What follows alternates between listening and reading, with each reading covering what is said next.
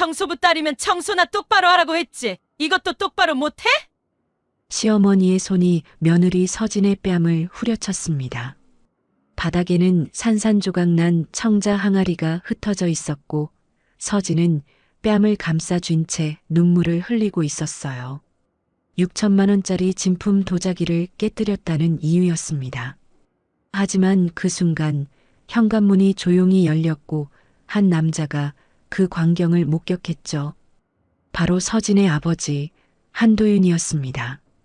청소 용역으로 시작해 이제는 중견 건설사를 운영하는 그 남자의 눈빛이 차갑게 식어갔어요. 딸의 뺨에 선명하게 찍힌 손자국을 본 아버지는 과연 어떤 선택을 할까요? 사연 시작하기 전에 구독과 좋아요 부탁드립니다.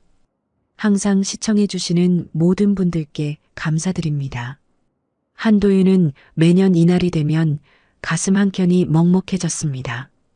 2025년 3월 7일 딸 서진의 28번째 생일이었죠.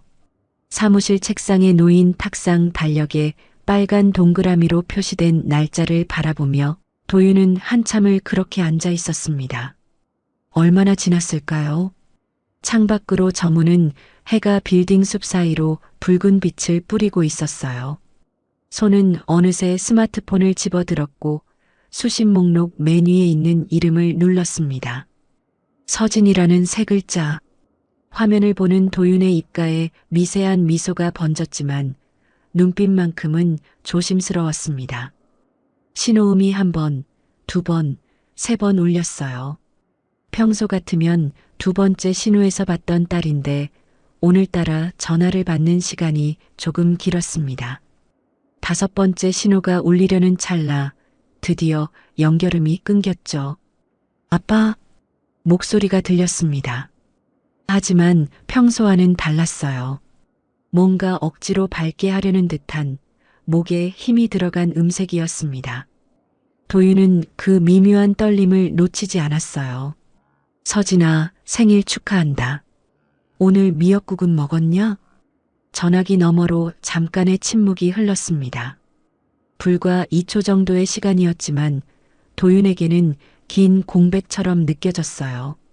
딸이 숨을 고르는 소리가 희미하게 들렸습니다. 네, 먹었어요. 대답은 짧았습니다. 너무 짧았어요. 평소 서진이라면 아빠 걱정 마세요. 잘 먹었어요 하며 웃음을 섞어 말했을 텐데 오늘은 달랐습니다.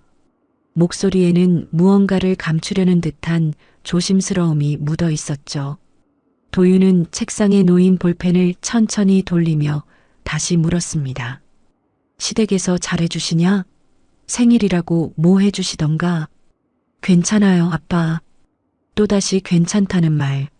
서진은 늘 그랬습니다. 시집간 뒤로 단 한 번도 힘들다는 말을 먼저 꺼낸 적이 없었어요. 아버지를 걱정시키고 싶지 않았던 거죠. 하지만 도윤은 알았습니다. 딸의 그 괜찮아요가 정말 괜찮은 게 아니라는 걸요. 서진아. 도윤이 조금 더 낮고 단단한 목소리로 불렀습니다. 아빠한테는 진짜 얘기해도 된다.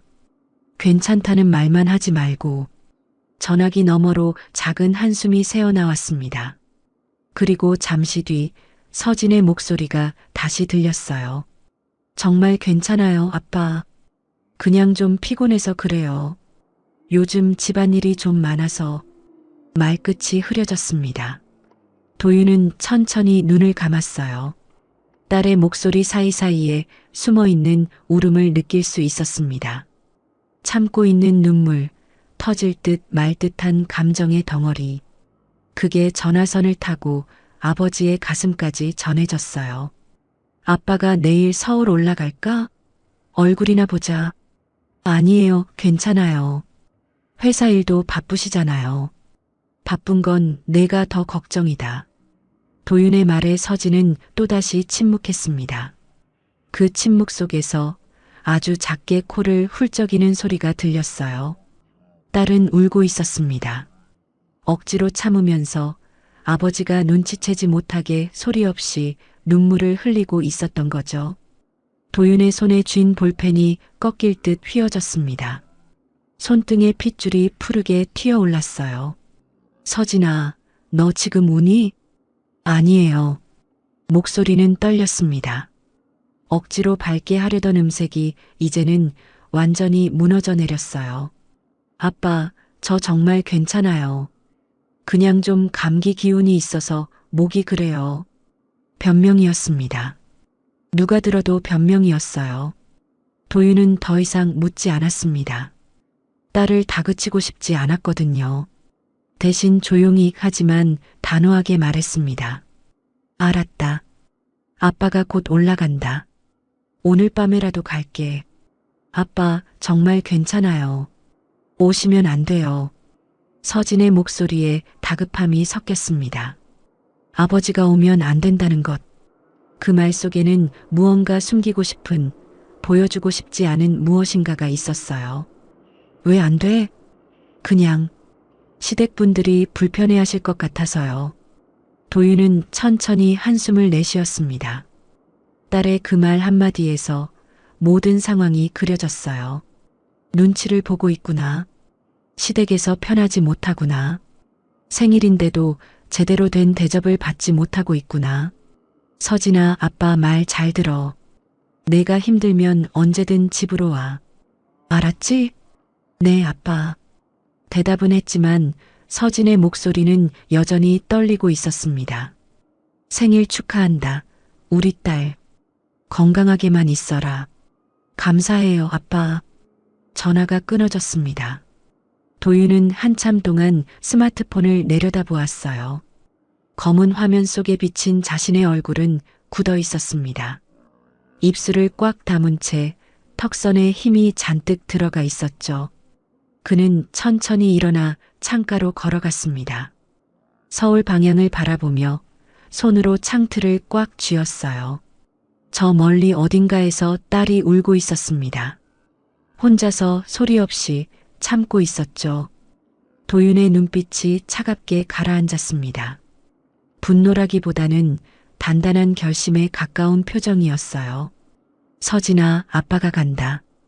그는 책상으로 돌아와 비서실에 내선 전화를 걸었습니다. 차 준비해. 지금 당장 서울로 올라간다. 회장님, 내일 아침 일정이. 취소해. 지금 당장 출발한다. 목소리에는 타협의 여지가 없었습니다. 비서는 더 이상 묻지 않고 대답했어요. 알겠습니다, 회장님. 도윤은 재킷을 걸쳤습니다. 지갑과 스마트폰을 챙겨넣고 사무실 문을 열었어요. 복도를 걸으며 그의 발걸음은 빨라졌습니다. 엘리베이터를 기다리는 동안에도 딸의 떨리던 목소리가 귓가에 맴돌았어요. 지하 주차장으로 내려가자 이미 검은색 세단이 시동을 걸고 대기하고 있었습니다. 운전기사가 문을 열어주었지만 도윤은 고개를 저었어요. 오늘은 내가 직접 운전한다. 회장님? 됐으니까 퇴근해. 나 혼자 갈 거야. 도윤은 운전석에 올라타 핸들을 잡았습니다.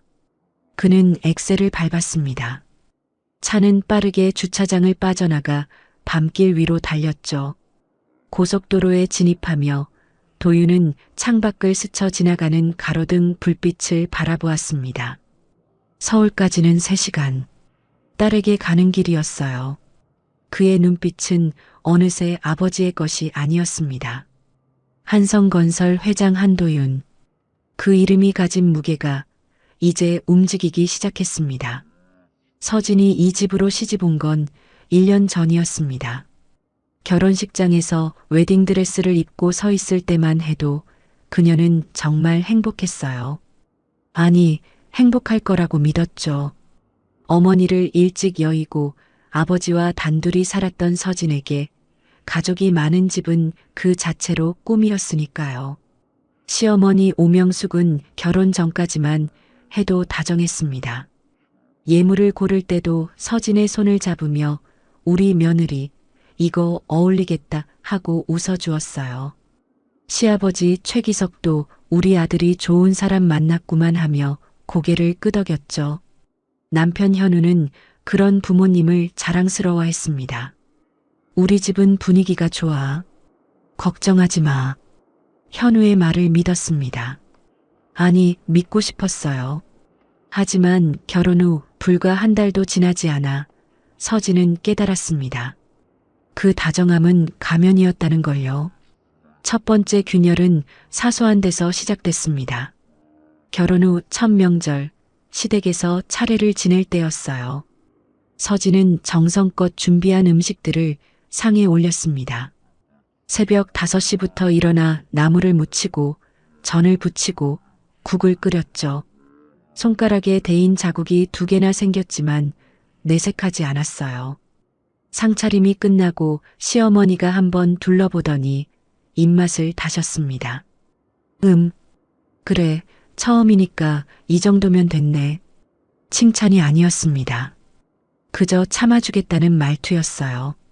서진의 가슴이 철렁 내려앉았지만 억지로 웃으며 대답했습니다. 감사합니다, 어머님. 다음엔 더 잘하겠습니다. 시아버지는 상을 보더니 무표정하게 말했습니다. 요즘 젊은 애들은 이런 것도 제대로 못 배우고 시집 오나 봐. 날카로운 말이었습니다. 서진은 고개를 숙였어요. 옆에 서 있던 남편은 아무 말도 하지 않았습니다. 그저 어색하게 웃으며 아버지 옆에 앉았죠. 그날 이후 시댁 식구들의 태도는 조금씩 변해갔습니다.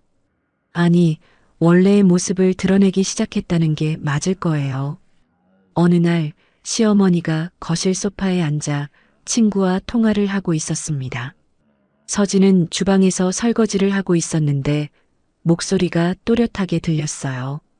아니, 우리 며느리 괜찮긴 한데 말이야. 엄마가 일찍 돌아가셨대.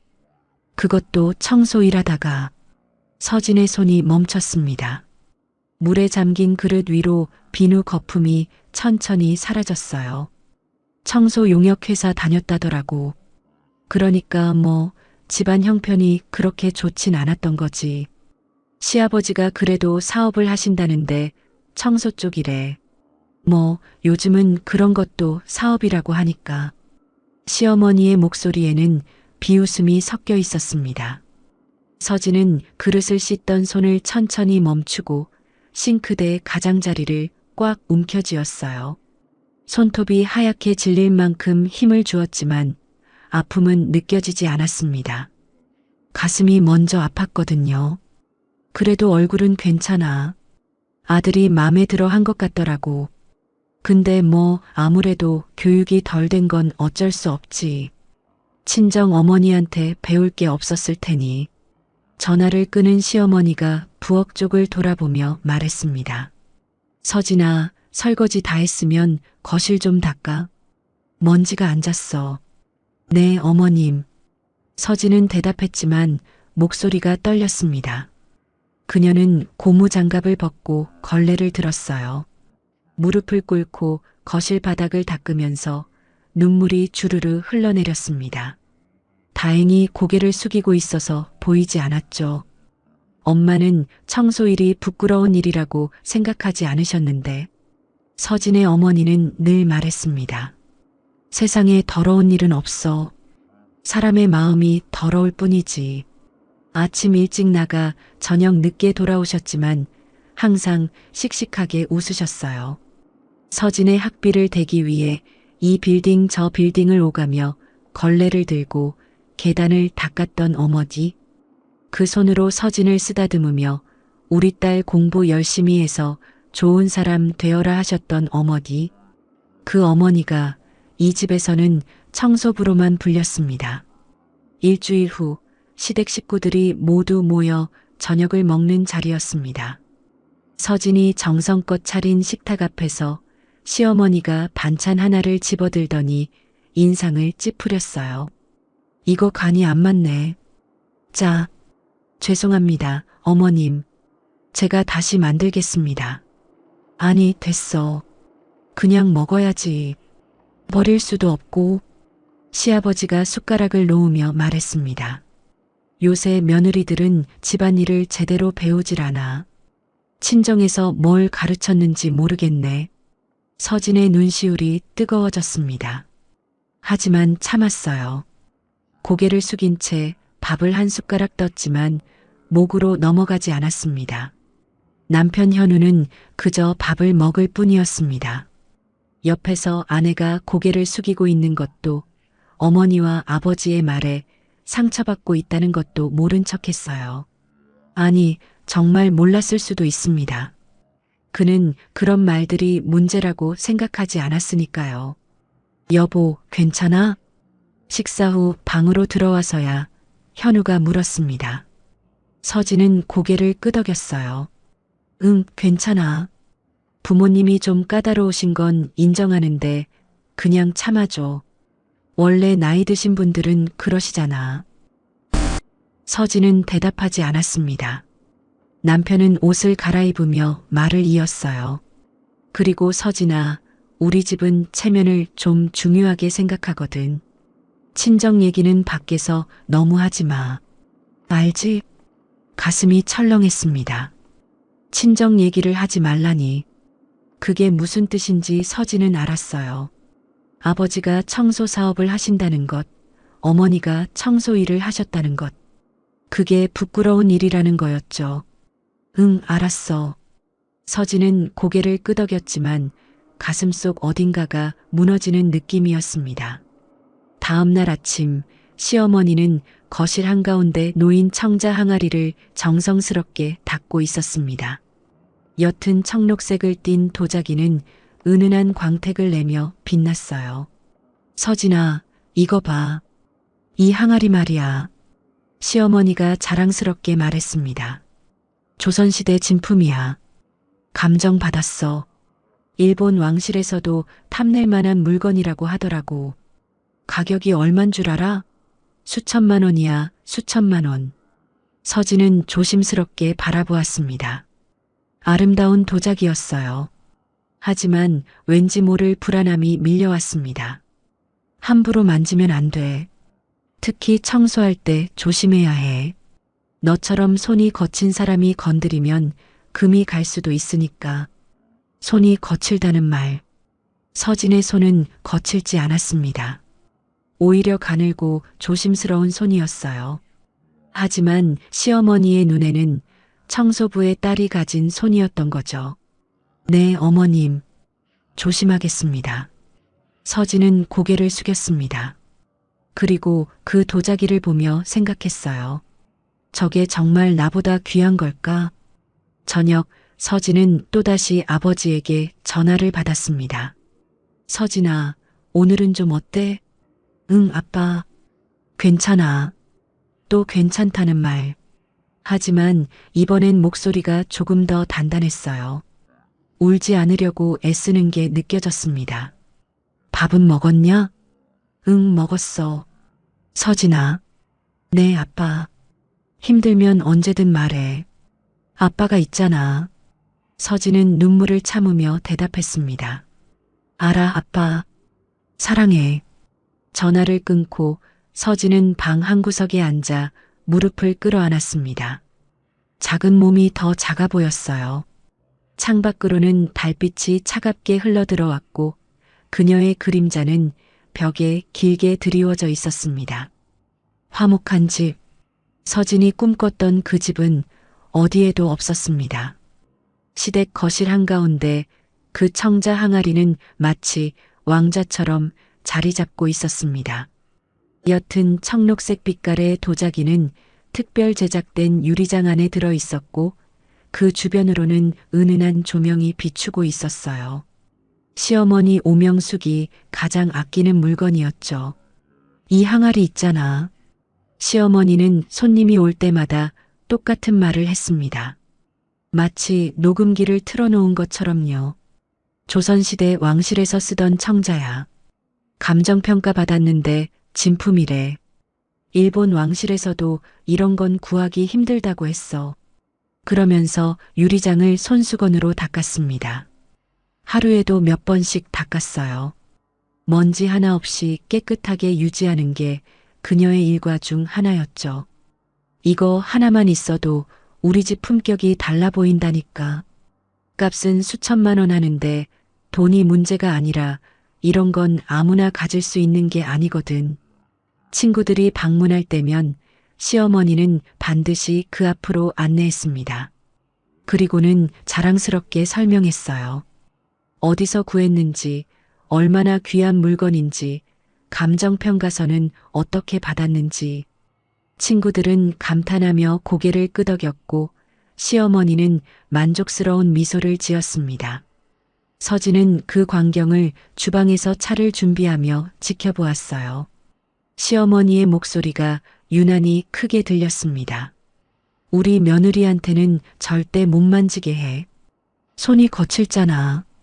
이런 귀한 물건은 조심해서 다뤄야 하는데 청소부 딸이 어디 그런 걸 알겠어. 친구 중 한 명이 웃으며 대답했습니다. 그래도 며느리 얼굴은 괜찮던데? 얼굴이야 뭐. 속은 모르지. 친정 교육이 안 돼 있으니까 맨날 눈치를 봐야 해. 서진의 손이 찻잔을 놓다 말고 멈췄습니다. 찬물이 살짝 넘쳐 손등에 떨어졌지만 뜨거운 줄도 몰랐어요. 귀가 먼저 아팠으니까요. 매일 아침 서진은 거실 청소를 했습니다. 시어머니의 지시였어요. 소파를 정리하고 테이블을 닦고 바닥에 걸레질을 했습니다. 하지만 그 청자 항아리만큼은 절대 건드릴 수 없었어요. 저건 내가 직접 관리할 거야. 내가 실수로 깨뜨리기라도 하면 어쩌려고. 시어머니는 매번 그렇게 말했습니다. 서진은 고개를 끄덕이며 대답했어요. 네, 어머님. 조심하겠습니다. 하지만 그 말 속에는 다른 의미가 숨어 있었습니다. 너 같은 애는 이런 귀한 걸 만질 자격이 없어. 서진은 그걸 알았어요. 매일 아침 그 도자기 앞을 지나칠 때마다 가슴 한구석이 무거워졌습니다. 어느 날 오후 시어머니가 외출한 사이였습니다. 서진은 거실을 청소하다가 문득 그 청자 항아리 앞에 멈춰 섰어요. 유리장 너머로 보이는 도자기는 고요하게 빛나고 있었습니다. 정말 이게 수천만 원이나 할까? 서진은 가만히 들여다보았습니다. 옅은 청록색, 은은한 광택, 부드러운 곡선. 분명 아름다운 물건이었어요. 하지만 왠지 모를 이질감이 들었습니다. 뭔가 어색한 느낌. 말로 설명할 수는 없지만 직감적으로 느껴지는 위화감이었죠. 그때 남편 현우가 거실로 들어왔습니다. 뭐해? 아, 그냥 청소하다가. 서진은 얼른 걸레를 들고 돌아섰습니다. 현우는 소파에 앉으며 말했어요. 어머니가 아끼시는 거니까 조심해. 저거 진짜 비싸거든. 응, 알아. 저번에 어머니가 그러시던데 저거 일본에서 구하려던 사람도 있었대. 근데 우리 아버지가 먼저 사신 거래. 현우는 자랑스럽게 말했습니다. 서진은 고개를 끄덕였지만 속으로는 다른 생각을 했어요. 저 도자기가 이 집에서 나보다 귀한 건가? 며칠 후 시댁 식구들이 모두 모인 저녁 식사 자리였습니다.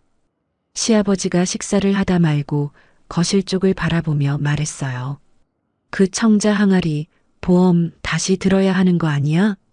시어머니가 고개를 끄덕였습니다. 그래야지. 가격이 더 올랐을 거야. 요즘 골동품 시장이 좋다더라고. 얼마나 올랐는데?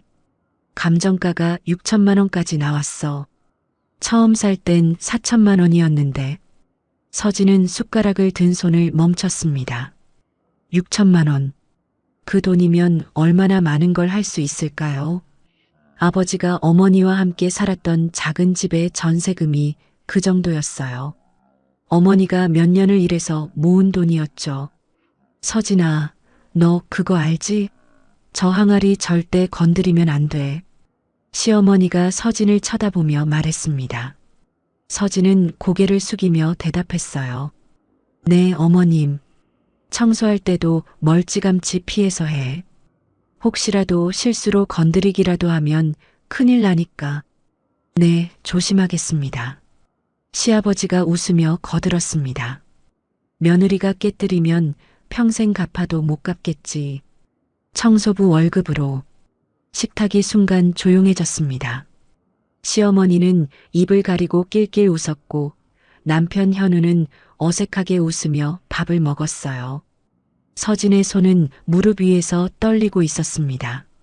손톱이 손바닥을 파고들었지만 아픈 줄 몰랐어요. 그날 밤 서진은 혼자 거실에 나왔습니다. 모두가 잠든 시간이었어요. 거실에는 청자 항아리를 비추는 은은한 조명만 켜져 있었습니다. 서진은 그 앞에 섰습니다. 유리장 너머로 도자기가 보였어요. 고요하고 차갑게 빛나는 물건. 시어머니의 자존심이자 이 집안의 상징 같은 것. 나는 저것보다 못한 존재인가. 서진의 눈에서 눈물이 흘러내렸습니다. 소리 없이 천천히. 그녀는 무릎을 꿇고 그 앞에 앉았어요. 마치 그 도자기 앞에 무릎을 꿇는 것처럼. 엄마. 서진은 속으로 어머니를 불렀습니다. 살아계셨다면 이런 모습을 보고 어떻게 말씀하셨을까요? 아마도 이렇게 말씀하셨겠죠. 서진아, 물건은 물건일 뿐이야. 사람이 더 귀한 거란다. 하지만 어머니는 이제 없었습니다. 그리고 이 집에서 서진은 그 도자기보다 못한 존재로 취급받고 있었어요. 이튿날 아침 시어머니는 일찍 일어나 청자 항아리를 닦았습니다. 서진이 아침 준비를 하러 주방에 있을 때였어요. 서진아, 이리 와봐. 서진은 앞치마를 입은 채로 거실로 나갔습니다. 시어머니는 유리장 문을 열고 도자기를 꺼내며 말했어요. 봐, 이게 진품이야. 이런 건 손때도 안 묻혀야 해. 특별한 천으로만 닦아야 한다고. 시어머니는 비단 천으로 조심스럽게 항아리를 닦았습니다. 마치 아기를 다루듯이 조심스럽게요. 너는 이런 거 본 적도 없지? 친정에서는. 서진은 대답하지 않았습니다. 시어머니는 만족스럽게 웃으며 계속 닦았어요. 이런 게 진짜 품격이야. 돈만 있다고 살 수 있는 게 아니거든. 안목이 있어야지. 도자기는 빛났습니다. 하지만 서진의 눈에는 그 빛이 차갑게만 느껴졌어요. 마치 자신을 비웃는 것 같았습니다. 오후가 되자 시어머니는 또 친구들을 집으로 불렀습니다. 거실에 모여 앉아 차를 마시며 수다를 떨었어요. 그리고 어김없이 청자 항아리 이야기가 나왔습니다. 이거 봐. 일본 왕실에서도 탐낼 만한 거야. 어머, 정말 멋지다. 값이 얼마예요? 6천만 원 정도. 근데 돈 문제가 아니라 이런 건 아무나 못 가져. 시어머니의 목소리는 자랑으로 가득했습니다. 서진은 주방에서 다과를 준비하며 그 소리를 들었어요. 귀를 막고 싶었지만 소리는 계속 들려왔습니다. 우리 며느리는 이런 거 하나도 모를걸. 친정이 변변찮으니까. 웃음소리가 터졌습니다. 서진은 접시를 든 손을 꽉 쥐었어요. 손이 하얗게 질릴 만큼 힘을 주었지만 접시는 떨어지지 않았습니다. 그녀는 참았어요. 오늘도 내일도 계속 참아야 했으니까요. 그날 저녁 서진은 또다시 아버지에게 전화를 받았습니다. 서진아, 잘 지내냐? 응, 아빠. 목소리가 좀 이상한데. 아니야, 괜찮아. 도윤은 잠시 침묵했습니다. 그리고 조용히 물었어요. 서진아, 힘들면 말해. 아빠가 다 해결해 줄 수 있어. 서진의 눈에서 눈물이 흘렀습니다. 하지만 목소리만큼은 밝게 하려고 애썼어요. 아빠, 나 정말 괜찮아. 걱정하지 마. 전화를 끊고 서진은 창밖을 바라보았습니다. 달이 떠 있었어요. 차갑고 고요하게. 마치 거실에 있는 그 청자 항아리처럼요. 그 도자기의 그림자는 서진의 삶 전체를 덮고 있었습니다. 2025년 3월 7일 서진의 28번째 생일이었습니다. 아침부터 가슴 한구석이 먹먹했어요. 작년 생일에는 친구들과 작은 파티라도 했었는데 올해는 달랐습니다. 시댁에서의 첫 생일이었거든요. 새벽 6시 서진은 일어나 부엌으로 향했습니다. 생일이라고 해서 늦잠을 잘 수 있는 건 아니었어요. 시어머니는 아침 7시 반에 식사를 하셨고 그 전에 모든 준비가 끝나 있어야 했습니다. 미역국을 끓이며 서진은 문득 어머니 생각이 났어요. 어머니는 서진의 생일이 되면 새벽부터 일어나 미역국을 끓여주셨죠. 일이 아무리 바빠도 딸의 생일만큼은 꼭 함께 보내려고 하셨습니다.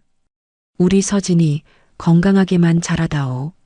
어머니의 목소리가 귓가에 맴돌았습니다. 서진은 국자를 들고 잠시 멈춰 섰어요. 눈가가 뜨거워졌지만 눈물은 참았습니다. 울 시간이 없었거든요. 아침 식사 시간 시댁 식구들이 식탁에 모였습니다. 서진은 조심스럽게 밥상을 차렸어요. 시어머니는 반찬을 하나씩 살펴보더니 고개를 끄덕였습니다. 오늘은 그런대로 먹을 만하네. 칭찬이 아니었습니다. 그저 참아주겠다는 말투였어요. 서진은 고개를 숙이며 대답했습니다. 감사합니다, 어머님. 시아버지가 국을 한 숟가락 뜨더니 물었습니다. 이거 미역국이네. 왜 아침부터 미역국이야? 순간 서진의 심장이 쿵 내려앉았습니다. 남편 현우가 옆에서 어색하게 웃으며 말했어요. 아, 오늘 서진이 생일이에요. 그래. 시아버지는 무표정하게 국을 마저 떠먹었습니다. 시어머니는 잠시 서진을 쳐다보더니 말했어요. 아, 생일이구나. 그래, 생일 축하해. 말뿐인 축하였습니다. 목소리에는 어떤 감정도 실려 있지 않았어요. 마치 의무적으로 하는 인사 같았습니다. 고맙습니다, 어머님. 서진은 억지로 미소를 지었습니다. 하지만 입가만 웃었을 뿐 눈은 웃지 않았어요. 근데 미역국 간이 좀 싱겁네. 소금을 덜 넣었나 봐. 시어머니의 말에 서진은 가슴이 철렁했습니다. 죄송합니다. 제가 다시 만들겠습니다. 아니, 됐어. 그냥 먹을게. 생일인데 뭐. 생일인데. 그 말이 오히려 더 아팠습니다. 생일이니까 봐주겠다는 뜻이었죠. 서진은 숟가락을 들었지만 밥이 목으로 넘어가지 않았어요. 아침 식사가 끝나고 서진은 설거지를 했습니다. 싱크대 앞에 서서 그릇을 닦으며 생각했어요. 오늘 저녁에는 남편과 단둘이 외식이라도 할 수 있을까? 하지만 입 밖으로 꺼내지는 못했습니다. 시댁에서는 그런 걸 부탁하기가 조심스러웠거든요. 오후 5시 남편이 퇴근했습니다. 현우는 가방을 내려놓더니 서진에게 다가왔어요. 서진아, 오늘 생일이잖아. 우리 둘이 외식할까? 서진은 깜짝 놀라 남편을 쳐다봤습니다. 남편의 얼굴에는 미안함이 어려 있었어요. 정말? 괜찮아? 응, 내가 어머니한테 말씀드릴게. 고마워. 서진은 처음으로 그날 하루에 작은 기대를 품었습니다. 남편과 단둘이 외식을 하는 것, 그것만으로도 충분했어요. 하지만 30분쯤 지나자 남편이 난처한 얼굴로 다시 나타났습니다. 서진아, 미안한데. 그 말투에서 이미 답을 알 수 있었습니다. 서진의 얼굴에서 미소가 사라졌어요. 어머니가 오늘 저녁에 온 가족이 함께 먹자고 하셔. 내 생일인데 집에서 먹는 게 맞다고. 그래, 알았어. 서진은 고개를 끄덕였습니다. 남편은 미안한 듯 서진의 어깨를 두드렸어요. 미안해. 다음에 우리 둘이 나가자. 응. 다음이라는 말. 언제 올지 모르는 다음이었습니다. 저녁 6시 온 가족이 식탁에 모였습니다. 서진은 오후 내내 준비한 음식들을 차렸어요. 생일이니까 조금은 특별하게 만들고 싶었습니다. 갈비찜, 잡채, 동그랑땡, 나물 서너 가지. 손이 많이 가는 음식들이었죠. 오늘은 좀 신경 쓴 것 같네. 시어머니가 말했습니다. 서진은 조심스럽게 대답했어요. 네, 어머님. 생일이라 조금 준비해 봤습니다. 자기 생일인데 자기가 차린 거야? 시아버지가 물었습니다. 서진은 잠시 말을 잃었어요. 대답하기가 애매했거든요. 뭐, 요즘 며느리들은 다 그렇지. 시어머니가 대신 대답했습니다. 그리고는 반찬을 하나씩 집어먹기 시작했어요. 근데 서진아, 너 친정 아버지는 뭐 하신다고 했지? 갑작스러운 질문이었습니다. 서진은 숟가락을 든 손을 멈췄어요. 사업을 하십니다. 무슨 사업? 건설 쪽입니다. 아, 건설. 청소 용역 쪽 말이지? 시어머니의 목소리에는 비웃음이 섞여 있었습니다. 서진은 고개를 숙였어요. 네. 그러니까 그쪽 일을 하시는 거네. 뭐, 요즘은 그것도 사업이라고 하니까. 시아버지가 거들었습니다. 청소 용역이면 힘들겠네. 건설 현장 돌아다니면서. 서진은 대답하지 않았습니다. 아버지를 변호하고 싶었지만 입을 열면 눈물이 날 것 같았어요. 근데 내 어머니는 일찍 돌아가셨다며? 시어머니가 다시 물었습니다. 서진은 천천히 고개를 들었어요. 네, 제가 9살 때. 무슨 병이었어? 과로였습니다. 과로? 젊은 사람이 과로로? 네, 일을 너무 많이 하셔서. 시어머니는 고개를 가로저었습니다. 그러니까 몸 관리를 못했다는 거잖아. 애가 어린데 왜 그렇게 무리하게 일을 했을까? 돈이 그렇게 필요했나? 서진의 손이 무릎 위에서 떨렸습니다.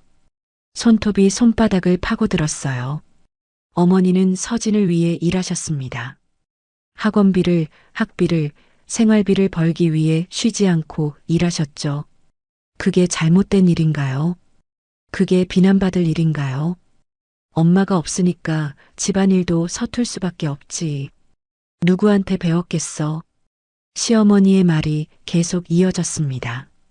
서진은 입술을 깨물었어요. 피가 날 정도로 세게요. 엄마, 그만해요. 남편이 조심스럽게 말했습니다.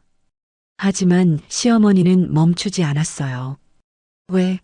사실을 말하는 건데. 엄마 없는 애라 그런지 살림이 엉망이야.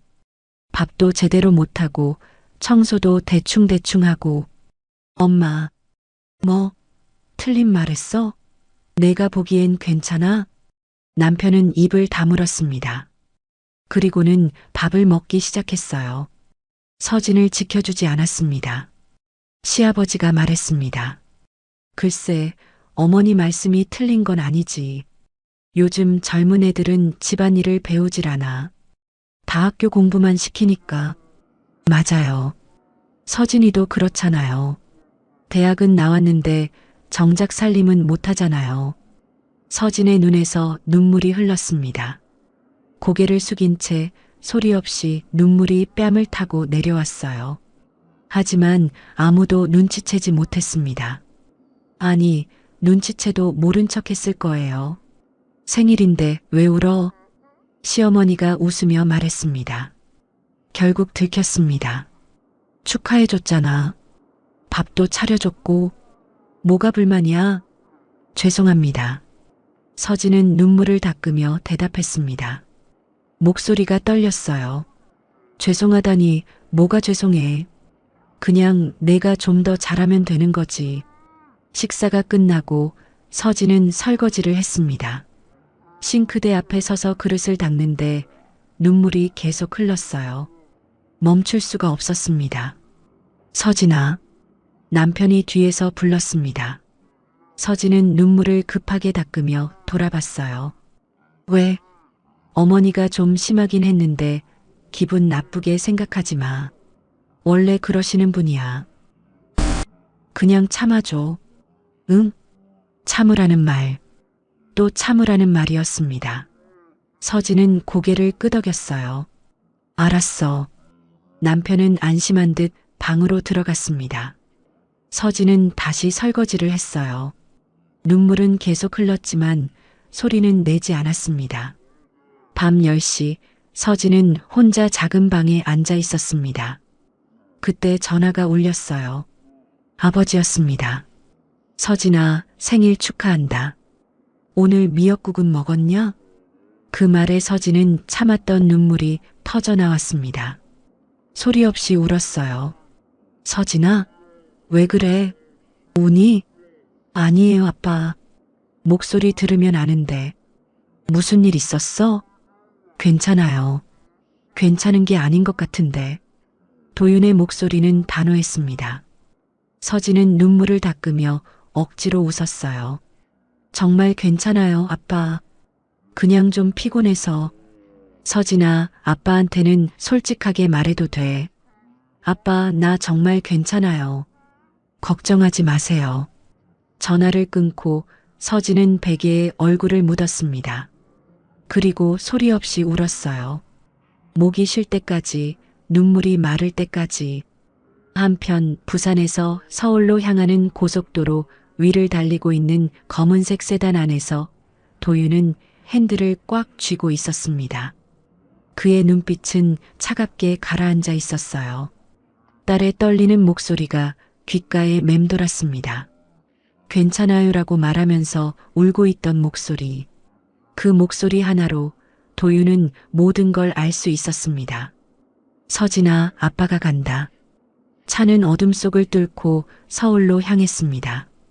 딸에게로 가는 길이었어요. 2025년 3월 8일 아침, 서진은 눈이 퉁퉁 부은 채로 일어났습니다. 어젯밤 울다가 잠들었거든요. 거울을 보니 눈밑이 시퍼렇게 멍들어 있었어요. 서진은 찬물로 얼굴을 씻으며 눈을 감았습니다. 오늘도 버텨야지.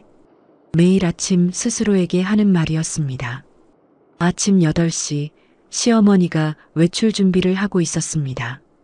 친구들과 백화점에 간다고 했어요. 시아버지도 오전에 골프 약속이 있다며 일찍 나갔고 남편은 이미 출근한 뒤였습니다. 서진아, 오늘 청소 제대로 해놔. 특히 거실. 먼지가 많이 쌓였어. 네, 어머님. 그리고 저 청자 항아리 있잖아. 주변만 닦고 절대 건드리지 마. 알았지? 네, 조심하겠습니다. 시어머니는 명품 가방을 들고 현관문을 나섰습니다. 쿵, 문이 닫히는 소리가 집안에 울렸어요. 서진은 그제야 긴 한숨을 내쉬었습니다. 혼자 있는 시간, 하루 중 가장 편한 시간이었죠. 9시 서진은 청소를 시작했습니다. 방 하나하나를 정리하고 바닥을 닦고 창문을 닦았어요. 마지막으로 거실을 정리할 차례였습니다. 거실 한가운데 그 청자 항아리가 유리장 안에서 은은하게 빛나고 있었습니다. 서진은 조심스럽게 다가가 유리장 주변을 닦기 시작했어요. 시어머니의 말대로 항아리는 건드리지 않았습니다. 그저 유리장 겉면만 닦았죠. 하지만 그때였습니다. 유리장 위쪽을 닦으려고 손을 뻗는 순간 팔꿈치가 유리장 손잡이에 살짝 걸렸어요. 유리장 문이 조금 열렸습니다. 서진은 급하게 문을 닫으려고 했습니다. 하지만 그 순간 안에 있던 청자 항아리가 흔들렸어요. 유리장을 닫으면서 생긴 미세한 진동이었습니다. 항아리는 천천히, 아주 천천히 기울기 시작했습니다. 서진은 본능적으로 손을 뻗었습니다. 항아리를 잡으려고요. 하지만 손가락 끝이 닿는 순간 항아리는 이미 균형을 잃고 있었어요. 딸그랑 청자 항아리가 바닥으로 떨어졌습니다. 그리고 날카로운 소리와 함께 산산조각이 났어요. 옅은 청록색 파편들이 거실 바닥에 흩어졌습니다. 서진은 그 자리에 얼어붙었습니다. 손은 여전히 허공에 뻗어 있었고 입은 벌어진 채였어요. 머릿속이 하얗게 비었습니다. 깨졌다. 시어머니가 그토록 아끼던 청자 항아리. 6천만 원짜리 진품. 조선시대 왕실에서 쓰던 것이라던 그 도자기가 산산조각이 나 있었습니다. 서진은 무릎을 꿇고 앉았습니다. 떨리는 손으로 파편을 주워 모았어요. 하지만 이미 너무 많이 깨진 뒤였습니다. 큰 조각, 작은 조각, 가루가 된 부분까지 다시 붙일 수 있는 상태가 아니었죠. 어떡하지? 손이 떨렸습니다. 심장이 미친 듯이 뛰었어요. 숨을 쉬기가 힘들었습니다. 서진은 파편을 손에 쥔 채 그대로 주저앉았습니다. 어머님이 돌아오시면 상상만 해도 끔찍했습니다. 시어머니의 얼굴이, 목소리가, 분노가 눈앞에 그려졌어요. 서진은 눈을 꽉 감았습니다. 1시간쯤 지났을까요? 현관문이 벌컥 열리는 소리가 들렸습니다. 시어머니가 돌아온 거였어요. 예정보다 훨씬 일찍이었습니다. 약속이 취소됐네. 에휴. 시어머니는 투덜거리며 신발을 벗었습니다. 그리고 거실로 들어섰어요. 바로 그 순간 그녀는 바닥에 흩어진 청자 파편들을 봤습니다. 시간이 멈췄습니다. 시어머니의 얼굴이 하얗게 질렸다가 이내 새빨갛게 변했어요. 눈이 커지고 입이 떡 벌어지고 온몸이 부들부들 떨렸습니다. 이게 뭐야? 목소리는 낮고 떨렸습니다. 하지만 그 속에는 분노가 끓어오르고 있었어요. 서진은 무릎을 꿇은 채 고개를 들었습니다. 얼굴은 창백했고 눈은 눈물로 가득했어요. 죄송합니다, 어머님. 제가 실수로. 실수라고? 시어머니가 소리쳤습니다. 목소리가 집 안전체를 울렸어요. 내가 뭐라고 했어? 건드리지 말라고 했잖아. 손대지 말라고 했다고. 죄송합니다. 정말 죄송합니다. 서진은 머리를 숙이며 계속 사과했습니다. 하지만 시어머니의 분노는 멈추지 않았어요. 이게 얼마짜린데? 6천만 원이야, 6천만 원. 내가 평생 일해도 못 갚을 돈이야. 시어머니는 다가와 파편들을 집어들었습니다. 손이 떨리고 있었어요. 진품이었다고. 조선시대 왕실 물건이었다고. 이걸 어떻게... 그녀의 목소리에는 울음이 섞여 있었습니다. 하지만 슬픔보다는 분노가 더 컸어요. 역시 청소부 딸이야. 손이 더럽다니까. 귀한 걸 다룰 줄을 몰라. 그 말에 서진은 고개를 번쩍 들었습니다. 눈물이 뺨을 타고 흘러내렸어요. 청소부 딸이라고 손이 더러운 건 아닙니다. 뭐? 시어머니의 눈이 부릅떴습니다. 엄마는 청소 일을 하셨지만 더러운 사람이 아니었어요. 저도 그렇고요. 지금 뭐라는 거야? 내가 감히? 시어머니가 다가왔습니다. 그녀의 얼굴은 분노로 일그러져 있었어요. 어디서 말대꾸야? 내가 6천만 원을 깨놓고? 죄송합니다. 하지만 엄마를 그렇게 말씀하시는 건 그 순간이었습니다. 짝. 시어머니의 손이 서진의 뺨을 후려쳤습니다. 날카로운 소리가 거실에 울렸어요. 서진의 머리가 옆으로 확 돌아갔습니다. 감히 어디서 말대꾸를 해? 청소부 주제에. 뺨이 화끈거렸습니다. 귀가 멍멍했어요. 서진은 뺨을 감싸 쥔 채 그대로 멈춰 있었습니다. 눈물이 주르르 흘러내렸지만 소리는 내지 않았어요. 시어머니는 숨을 헐떡이며 서 있었습니다. 손은 여전히 떨리고 있었고 얼굴은 붉게 상기되어 있었어요. 넌 이 집에 어울리지 않아. 격이 안 맞다고. 내가 처음부터 반대했어야 했어. 바로 그때였습니다. 현관문이 조용히 열리는 소리가 들렸습니다.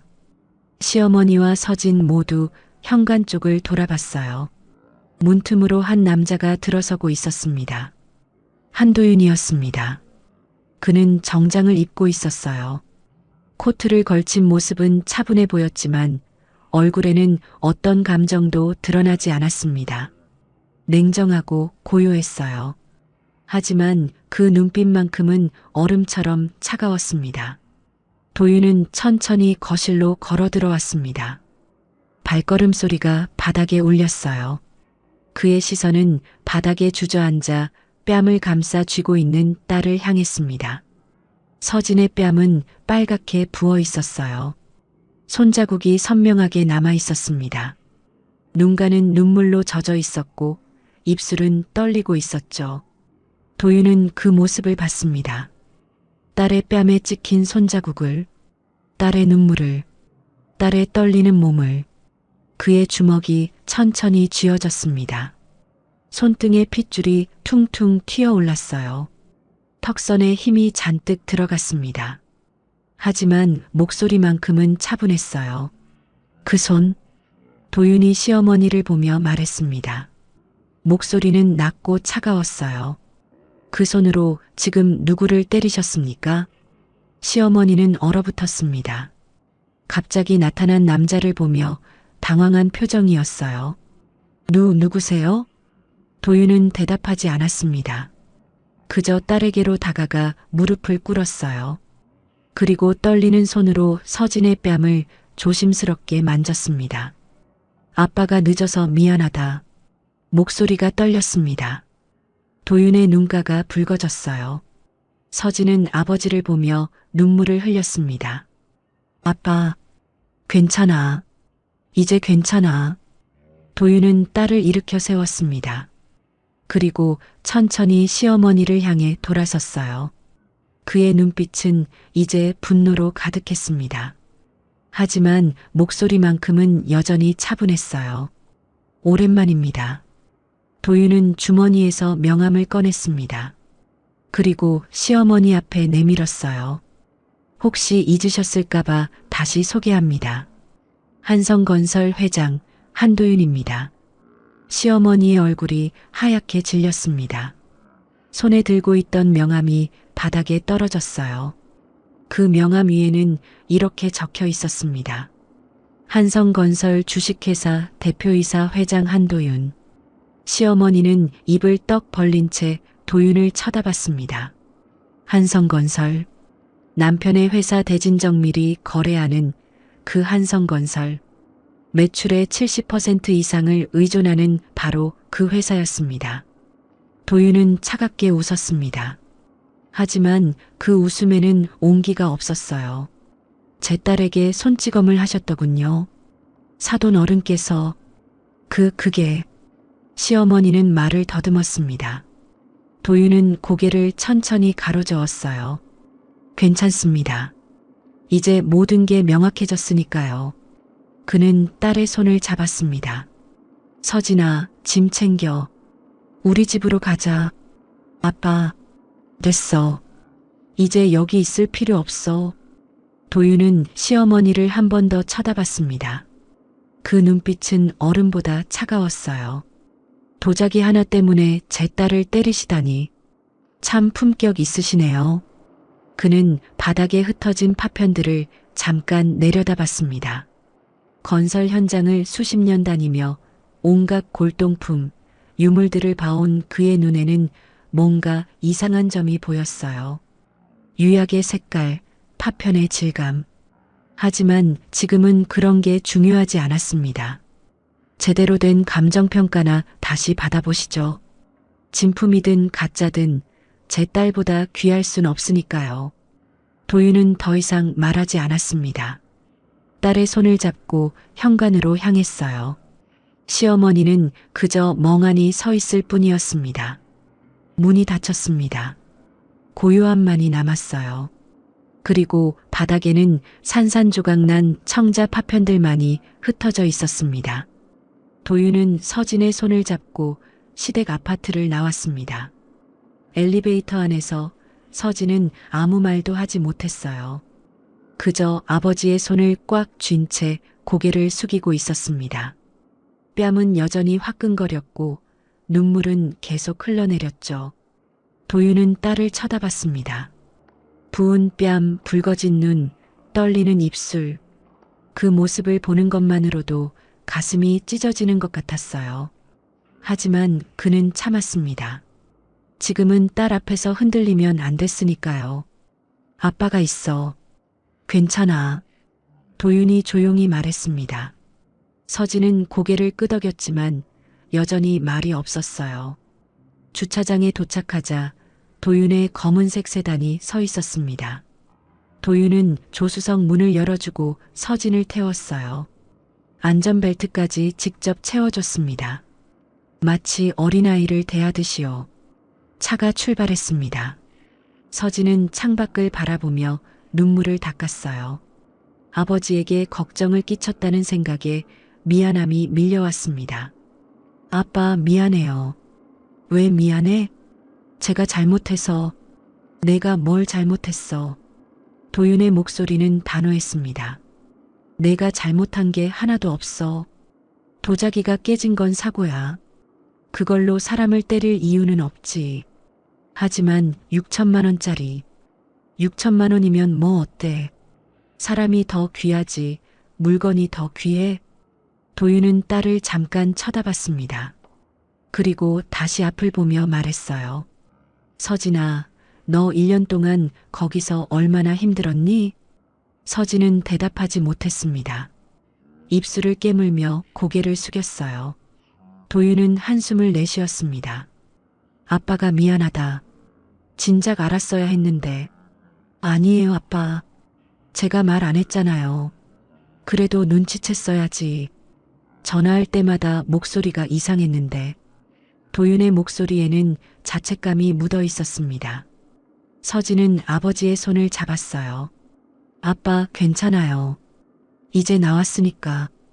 도윤은 딸의 손을 꽉 쥐었습니다. 그리고 속으로 다짐했어요. 이제 다신 저런 꼴 안 당하게 해줄 거야.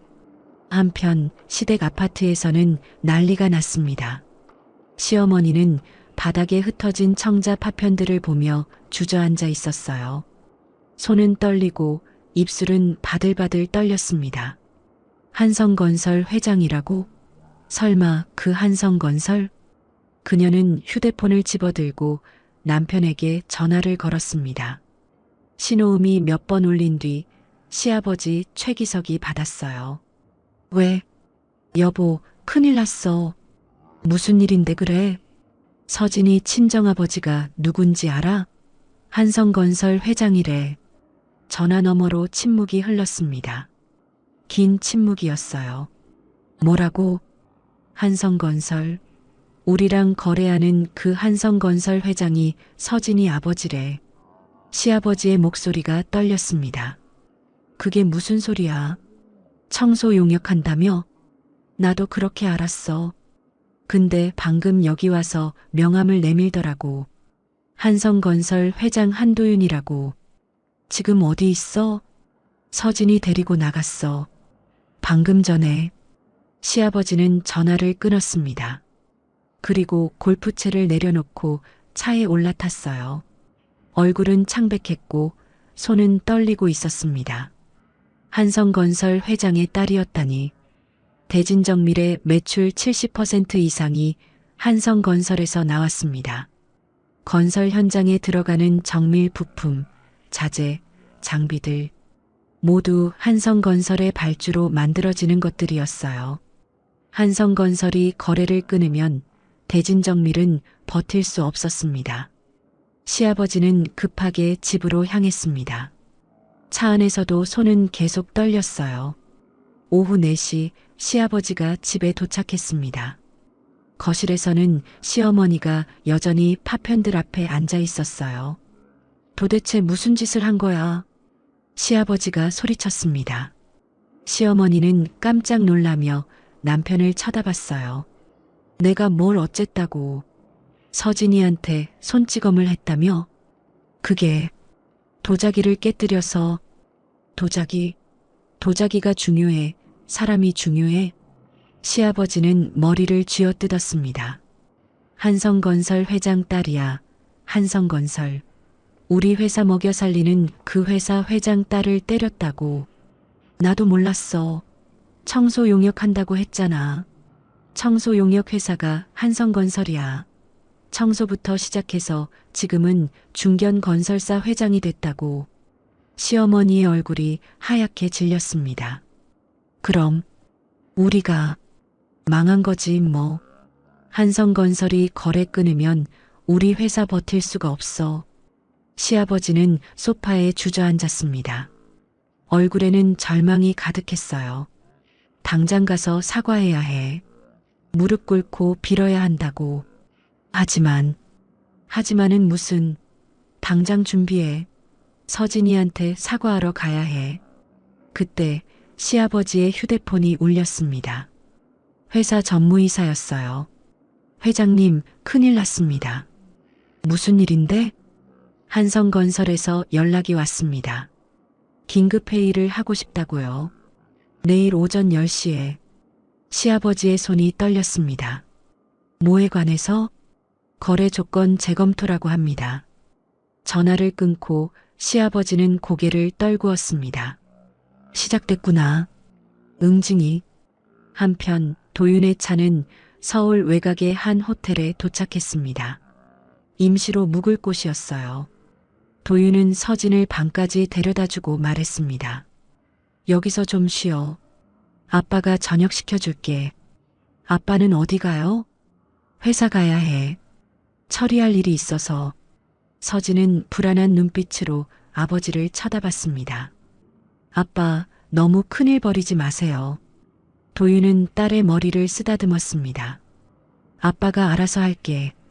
걱정하지 마. 하지만 서진아, 사람은 자기가 한 일에 대한 책임을 져야 해. 그게 세상 이치야. 도윤의 목소리는 차분했지만 단호했습니다. 서진은 더 이상 말하지 못했어요. 푹 쉬어. 아빠가 곧 올게. 도윤은 방을 나섰습니다. 복도를 걸으며 그의 얼굴은 점점 차갑게 굳어갔어요. 엘리베이터에 올라타자마자 도윤은 비서에게 전화를 걸었습니다. 상무님, 저 회장입니다. 네, 회장님. 지금 당장 이사회 소집해 주세요. 오늘 밤 8시. 오늘 밤요? 갑자기요? 긴급 안건이 있습니다. 대진정밀과의 거래건입니다. 전화 너머로 놀라는 기색이 느껴졌습니다. 대진정밀요? 주요 협력사인데. 알아요. 그래서 긴급한 겁니다. 오늘 밤 8시 이사회실에 전원 소집해 주세요. 알겠습니다, 회장님. 전화를 끊고 도윤은 로비로 내려왔습니다. 주차장으로 향하며 그는 딸의 부은 뺨을 떠올렸어요. 뺨에 찍힌 손자국, 눈물, 떨리는 몸. 도윤의 눈빛이 차갑게 가라앉았습니다. 내 딸을 때린 대가가 뭔지 보여주지. 그는 차에 올라타 시동을 걸었습니다. 한성건설 본사로 향하는 길이었어요. 밤 8시 이사회까지는 3시간이 남아 있었습니다. 그 시간 동안 도윤은 모든 걸 준비할 생각이었어요. 대진정밀과의 거래 내역, 계약서, 의존도 분석 자료, 그리고 가장 중요한 것, 대진정밀 없이도 한성건설이 돌아갈 수 있는 대체 방안. 도윤은 핸들을 꽉 쥐었습니다. 손등에 핏줄이 퉁퉁 튀어올랐어요. 사람을 무시한 대가는 비싸. 중얼거리듯 말하며 도윤은 엑셀을 밟았습니다. 차는 저녁 무렵에 도로를 달렸고 그의 뒤로는 석양이 붉게 타오르고 있었어요. 밤 8시 한성건설 본사 이사회실. 긴 테이블 앞에 이사들이 모두 모였습니다. 갑작스러운 소집에 모두들 긴장한 표정이었어요. 도윤이 문을 열고 들어왔습니다. 정장 차림의 그는 평소보다 더 냉정해 보였어요. 그는 상석에 앉으며 입을 열었습니다. 바쁘신데 늦은 시간에 불러서 죄송합니다. 하지만 오늘 결정해야 할 중요한 사안이 있습니다. 이사들은 숨을 죽이고 도윤을 바라봤습니다. 대진정밀과의 거래 관계를 전면 재검토하겠습니다. 회의실이 술렁였습니다. 대진정밀은 10년 넘게 거래해온 핵심 협력사였거든요. 회장님, 무슨 이유로요? 한 이사가 조심스럽게 물었습니다. 도윤은 차갑게 대답했어요. 우리를 무시한 회사와는 더 이상 거래할 이유가 없습니다. 그 말 한마디에 회의실은 다시 조용해졌습니다. 도윤의 눈빛은 누구도 막을 수 없을 만큼 단호했어요. 회장의 분노가 이제 시작됐습니다. 한성건설 이사회실 밤 8시 10분. 긴 회의 테이블을 둘러싼 12명의 이사들은 모두 긴장한 표정으로 도윤을 바라보고 있었습니다. 갑작스러운 소집, 그리고 대진정밀과의 거래 재검토, 누구도 예상하지 못한 안건이었어요. 회장님, 대진정밀은 10년 넘게 거래해온 협력사입니다. 갑자기 관계를 재검토하신다는 게 구매본부장이 조심스럽게 말을 꺼냈습니다. 도윤은 그를 쳐다봤어요. 눈빛은 차갑고 단호했습니다. 10년이면 충분히 긴 시간이죠. 하지만 신뢰는 시간으로 쌓이는 게 아닙니다. 태도로 쌓이는 겁니다. 무슨 일이 있으셨습니까? 재무이사가 물었습니다. 도윤은 잠시 침묵했어요. 그리고 천천히 입을 열었습니다. 대진정밀 측에서 우리 회사를 무시하는 발언과 행동이 있었습니다. 구체적인 내용은 말씀드리지 않겠습니다. 다만 한 가지는 분명합니다. 우리를 무시한 회사와는 더 이상 거래할 수 없습니다. 회의실이 조용해졌습니다. 도윤의 목소리에는 어떤 타협이 여지도 없었어요. 오늘부터 대진정밀에 대한 신규 발주를 전면 중단합니다.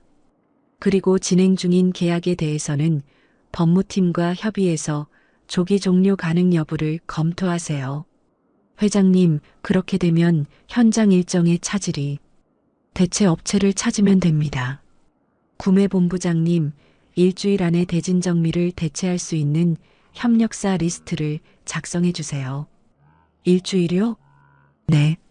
일주일이면 충분합니다. 도윤의 말투는 단호했습니다. 구매본부장은 고개를 끄덕였어요. 알겠습니다, 회장님. 그리고 재무이사님. 네, 회장님. 대진정밀의 주거래 은행이 어딥니까? 하나은행과 신한은행으로 알고 있습니다. 두 은행 여신부에 연락해 주세요. 대진정밀에 대한 신용도 재평가를 요청하고 싶다고 전하세요. 재무이사의 얼굴이 굳었습니다. 신용도 재평가 요청. 그건 사실상 대출 회수를 압박하는 신호였거든요. 회장님, 그 정도까지 해야 합니다. 우리가 거래를 중단하면 대진정밀의 매출은 70% 이상 줄어듭니다. 은행이 그걸 모를 리 없겠죠. 도윤은 테이블 위에 놓인 서류를 펼쳤습니다. 대진정밀과의 거래 내역이었어요. 지난 3년간 우리가 대진정밀에 발주한 금액이 연평균 250억 원입니다. 대진정밀의 연매출이 350억 정도니까 우리 의존도가 70%가 넘는 거죠. 이사들은 숨을 죽이고 들었습니다. 우리가 빠지면 대진정밀은 버틸 수 없습니다. 그리고 우리는 대진정밀 없이도 충분히 돌아갈 수 있고요.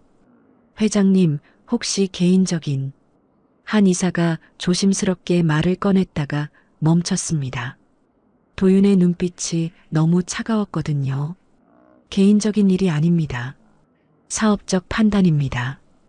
우리를 무시하는 협력사는 필요 없습니다. 그게 제 결론입니다. 더 이상 아무도 반대하지 않았습니다. 도윤은 회의를 마무리했어요. 내일 아침 9시까지 대진정밀 측에 발주 중단 통보서를 발송해 주세요. 그리고 구매본부는 대체 업체 선정 작업에 즉시 착수하시고요. 알겠습니다, 회장님. 수고하셨습니다. 늦은 시간에 불러서 죄송합니다. 도윤은 자리에서 일어났습니다. 이사들도 따라 일어났어요. 회의실을 나서는 도윤의 뒷모습은 차갑고 단호했습니다. 다음 날 아침 2025년 3월 9일 금요일 대진정밀 본사에는 한성건설에서 발송한 공문이 도착했습니다. 시아버지 최기석은 떨리는 손으로 그 문서를 받아들었어요. 신규 발주 전면 중단 및 거래 조건 재검토 통보. 제목만 봐도 내용이 짐작됐습니다. 최기석은 천천히 문서를 읽어 내려갔어요. 얼굴은 점점 창백해졌습니다. 즉시 효력 발생, 진행 중인 프로젝트 제외, 신규 계약 전면 보류, 손에 든 서류가 바들바들 떨렸습니다. 전무이사가 급하게 방으로 들어왔어요. 회장님, 한성건설 구매본부에서 연락 왔습니다. 다음 분기 발주건이 전부 취소됐다고 합니다. 얼마나 됩니까? 60억 원 규모입니다. 최기석은 의자에 주저앉았습니다. 60억? 다음 분기 예상 매출의 3분의 1이 날아간 거였어요. 그리고 은행에서도 연락이 왔습니다. 은행? 하나은행 여신부에서 긴급 미팅을 요청했습니다. 대출 조건 재검토를 하고 싶다고요. 최기석의 얼굴에서 핏기가 완전히 빠졌습니다. 대출 조건 재검토. 그건 사실상 대출 회수 압박이었어요. 한성건설에서 신용도 재평가를 요청했다고 합니다. 망했구나. 최기석은 중얼거렸습니다. 손으로 얼굴을 감쌌어요. 20년 넘게 일궈온 회사가 무너지는 소리가 들렸습니다. 당장 한성건설에 연락해. 회장님 뵙고 싶다고 전해. 이미 연락했는데 통화가 안 된다고 합니다. 그럼 직접 찾아가. 출입도 안 된다고 합니다. 보안팀에서 막는다고요. 최기석은 책상을 쾅 내리쳤습니다. 하지만 소용없었어요. 이미 모든 게 시작된 뒤였습니다. 한편 같은 시각 한성건설 본사. 도윤은 사무실에서 구매본부장의 보고를 받고 있었습니다. 대체 업체 후보를 3곳 선정했습니다. 대성정밀, 진흥산업, 우진테크입니다. 납기는 문제 없습니까? 대성정밀이 가장 빠릅니다. 2주일 안에 공급 가능하다고 합니다. 좋습니다. 대성정밀과 계약 진행하세요. 알겠습니다, 회장님. 구매본부장이 나가고 도윤은 창밖을 바라봤습니다. 서울 도심이 한눈에 보였어요. 저 멀리 어딘가에서 대진정밀이 무너지고 있을 거였습니다. 도윤의 얼굴에는 어떤 감정도 드러나지 않았어요. 분노도 만족감도 없었습니다. 그저 차갑고 냉정한 표정뿐이었죠. 비서가 노크를 했습니다. 회장님, 대진정밀 최기석 회장이 방문하겠다고 계속 연락이 옵니다. 만나지 않겠습니다. 알겠습니다. 앞으로도 대진정밀 측 인사는 누구든 출입을 금지시키세요. 네, 회장님. 도윤은 다시 창밖을 바라봤습니다. 그의 눈빛은 여전히 차가웠어요. 내 딸을 때린 대가야. 오후 2시 신한은행 여신부. 최기석은 은행 과장 앞에 앉아 있었습니다. 얼굴은 초췌했고 손은 떨리고 있었어요. 회장님, 한성건설에서 귀사에 대한 신용도 재평가를 요청했습니다. 알고 있습니다. 현재 매출 구조를 보면 한성건설 의존도가 70%가 넘는데 거래가 중단되면 알아요, 다 알아요. 최기석은 고개를 떨구었습니다. 대출 조기 상환이 어렵다면 한도를 축소할 수밖에 없습니다. 현재 50억 원 한도를 20억으로 줄이고 나머지 30억은 6개월 안에 상환하셔야 합니다. 6개월? 네. 본사 방침입니다. 최기석은 의자에 기댔습니다. 6개월 안에 30억을 갚는다는 건 불가능했어요. 한성건설 발주가 끊긴 상황에서는요.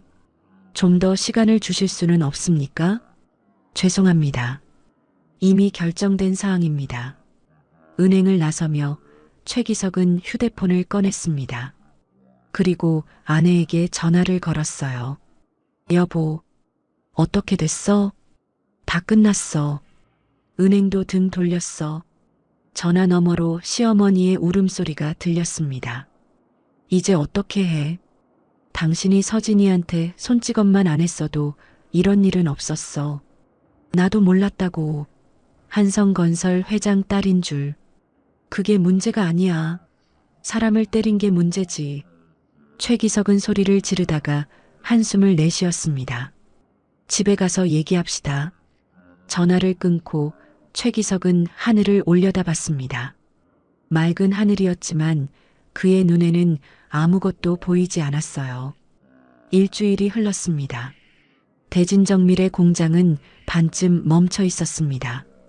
한성건설 발주가 끊기자 다른 거래처들도 하나둘 발을 뺐거든요. 소문이 빠른 업계였어요. 한성건설이 대진정밀을 찍었대. 무슨 일이 있었나 봐. 거래하면 우리도 찍힐 수 있으니 조심해야지. 소문은 눈덩이처럼 불어났고 대진정밀은 점점 고립되었습니다. 최기석은 사무실에 혼자 앉아 있었어요. 책상 위에는 은행 독촉장, 거래해지 통보서, 직원 사직서들이 쌓여 있었습니다. 20년 넘게 읽어온 게 일주일 만에 무너지는구나. 중얼거리며 그는 고개를 떨구었습니다. 눈가가 붉어졌어요. 한편 호텔에 머물고 있던 서진은 아버지에게 물었습니다. 아빠 시댁이 많이 힘들다던데. 내가 걱정할 일 아니야. 하지만 서진아. 도윤은 딸을 쳐다봤습니다. 눈빛은 여전히 단호했어요. 사람은 자기가 한 일에 책임을 져야 해. 그게 세상 이치야. 서진은 더 이상 말하지 못했습니다.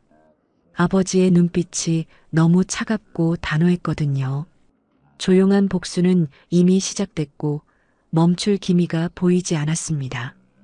2025년 3월 16일 사건이 일어난 지 일주일이 지났습니다. 대진정밀 본사 앞에는 검은색 세단 한 대가 서 있었어요. 시어머니 오명숙이 차에서 내렸습니다. 얼굴은 초췌했고 눈 밑에는 다크서클이 짙게 내려앉아 있었어요. 일주일 동안 제대로 잠을 자지 못한 게 역력했습니다. 손에는 고급 쇼핑백이 들려 있었어요. 명품 브랜드 로고가 찍힌 그 가방 안에는 선물 세트가 담겨 있었습니다. 한성건설에 사과하러 가는 길이었거든요. 이렇게까지 해야 하나. 시어머니는 중얼거렸지만 선택의 여지가 없었어요. 은행은 대출 상환을 압박하고 있었고 거래처들은 하나둘 떠나고 있었습니다. 이대로 가면 회사가 문을 닫을 판이었죠. 시아버지는 이미 여러 번 한성건설을 찾아갔지만 출입조차 할 수 없었습니다.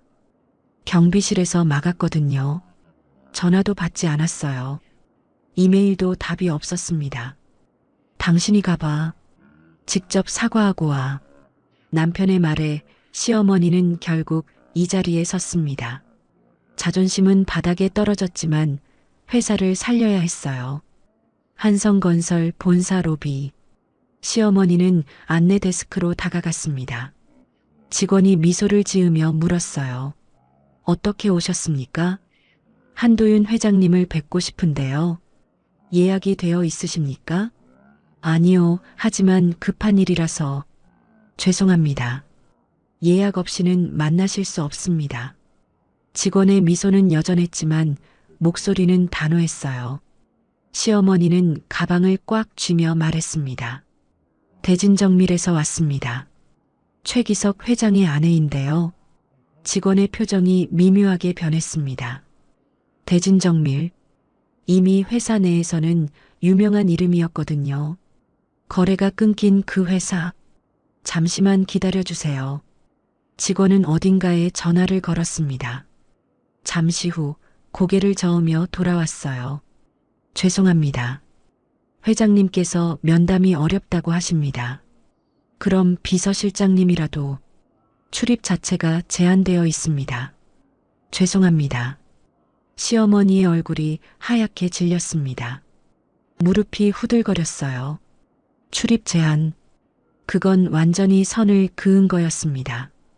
제발 한 번만 사과하고 싶습니다. 죄송합니다. 시어머니는 로비 소파에 주저앉았습니다. 손에 든 쇼핑백이 바닥에 떨어졌어요. 지나가는 직원들이 힐끔힐끔 쳐다봤지만 아무도 다가오지 않았습니다. 1시간이 지났습니다. 시어머니는 여전히 로비에 앉아 있었어요. 경비원이 다가왔습니다. 손님 계속 이렇게 계시면 곤란합니다. 조금만 더 기다리면 안 될까요? 회장님께서 만나지 않으신다고 하셨습니다. 돌아가 주세요. 시어머니는 천천히 일어났습니다. 다리가 후들거렸어요. 쇼핑백을 주워들고 로비를 나섰습니다. 뒤에서 직원들의 수군거리는 소리가 들렸어요. 저 사람이 대진정밀 회장 부인이래. 아, 그 회사. 한성건설이랑 거래 끊긴. 회장님이 직접 블랙리스트에 올렸다던데. 시어머니는 귀를 막고 싶었지만 걸음을 재촉할 수밖에 없었습니다. 며칠 후 3월 20일 대진정밀 공장은 완전히 멈춰 있었습니다. 기계가 돌아가는 소리도 직원들의 목소리도 들리지 않았어요. 텅 빈 공장에는 고요함만이 가득했습니다. 최기석은 공장을 둘러봤습니다. 25년 전 손수 세운 이 공장이 이제는 폐허처럼 보였어요. 먼지가 쌓인 기계들, 정리되지 않은 자재들, 텅 빈 사무실. 회장님, 전무이사가 다가왔습니다. 얼굴에는 지친 기색이 역력했어요. 남은 직원들한테 밀린 급여라도 줘야 하는데 회사 계좌가 거의 바닥났습니다. 개인 통장에서 옮겨 그것도 이미 다 썼습니다. 최기석은 고개를 떨구었습니다. 끝이구나. 정말로 끝이구나. 법인 파산 신청 준비하게. 네, 회장님. 전무이사가 나가고 최기석은 혼자 남았습니다. 빈 공장을 바라보며 그는 천천히 눈을 감았어요. 25년이 일주일 만에 무너졌습니다. 같은 날 오후 시댁 아파트. 시어머니는 거실 소파에 앉아 멍하니 창밖을 바라보고 있었습니다. 청자 항아리가 있던 자리에는 아무것도 없었어요. 깨진 파편들은 이미 치웠지만 그 자리는 여전히 비어 있었습니다. 초인종이 울렸습니다. 시어머니는 무거운 몸을 일으켜 현관으로 갔어요. 문을 열자 남편 현우가 서 있었습니다. 얼굴은 수척했고 눈 밑에는 다크서클이 짙게 내려앉아 있었어요. 어머니, 왔니? 현우는 집 안으로 들어왔습니다. 거실을 둘러보더니 한숨을 내쉬었어요. 서진이 아직도 연락 없어요? 없어. 너도 못 찾았고? 네. 전화는 계속 꺼져 있고 친구들한테도 연락해봤는데 아무도 모른대요. 현우는 소파에 주저앉았습니다. 손으로 얼굴을 감쌌어요. 처갓집도 가봤어요. 부산까지 내려갔는데 집은 비어있고 아무도 없더라고요. 장인어른 회사도 가봤지만 경비실에서 막혔고요. 그랬구나. 일주일 내내 찾아다녔는데 아무 소식이 없어요. 어디 있는지 뭘 하고 있는지. 현우는 고개를 떨구었습니다. 손은 떨리고 있었어요. 회사가 망했대요. 아버지한테 연락 왔어요. 알아. 나도 들었어. 저 아무래도 서진이와는 이혼해야 할 것 같아요. 시어머니는 아들을 쳐다봤습니다. 현우의 얼굴에는 피로와 좌절이 가득했어요. 서진이가 돌아올 것 같지 않아요. 그리고 솔직히 이제 뭘 어떻게 해야 할지 모르겠어요. 미안하다.